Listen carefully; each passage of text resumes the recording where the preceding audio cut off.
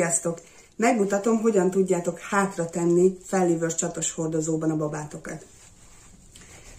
A már előző videóban is megmutatott módszerrel felcsatoljátok a hordozótokat a derekatok legkeskenyebb pontjára, és meghúzzátok, de nem annyira, mint elölhordozásnál, éppen annyira, hogy tudjátok még forgatni magatokon, de már le ne tudjon esni. Beültetjük az előző videóban tanult módszerrel,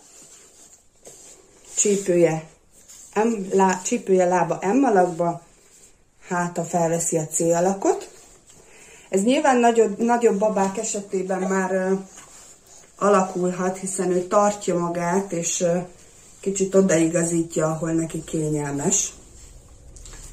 De törekedni kell rá. Benne van a hordozóban, stabilan tartjuk. Persze térthajlattól térthajlatig ér. Fogjuk a két válpántot, ha minden stimmel. És a baba arca előtt összefogjuk mind a kettőt. Ezt nem szokták szeretni a babák, főleg eleinte.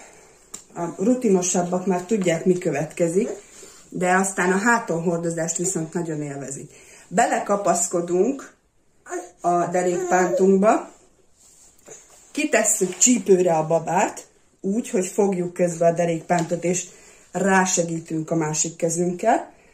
Kitesszük csípőre, átfogjuk a két válpántot a másik kezünkkel, és a szabad kezünket beletesszük abba a válpántba, amiben végül kerülni fog. Amelyik kezünk benne van a válpántba, visszafogunk a két válpántra, tartjuk vele, a másik kezünk lett szabad, fogjuk a derékpántunkat, és egy mozdulattal hátra tesszük a babát.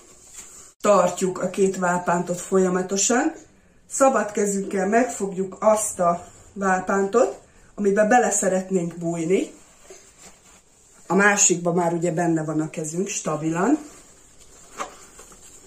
És egyszerűen belebújjunk. Ha ez megvan, a két válpánt hevedeljét jó erősen meghúzzuk hátrafelé. Érezni fogjuk, hogy mi az útja ahhoz, hogy tudjon jönni kényelmesen.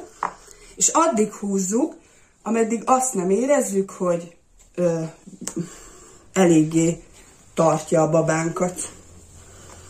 Nem kell, hogy szorítson, de hogy jól tart. Bekapcsoljuk a mellkaspántot.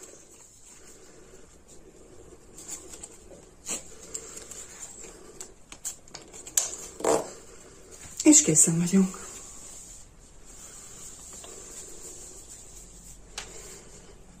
A baba ül a derékpánton, a derékpánt teljesen vízszinten sem fut a hordozó személytestén.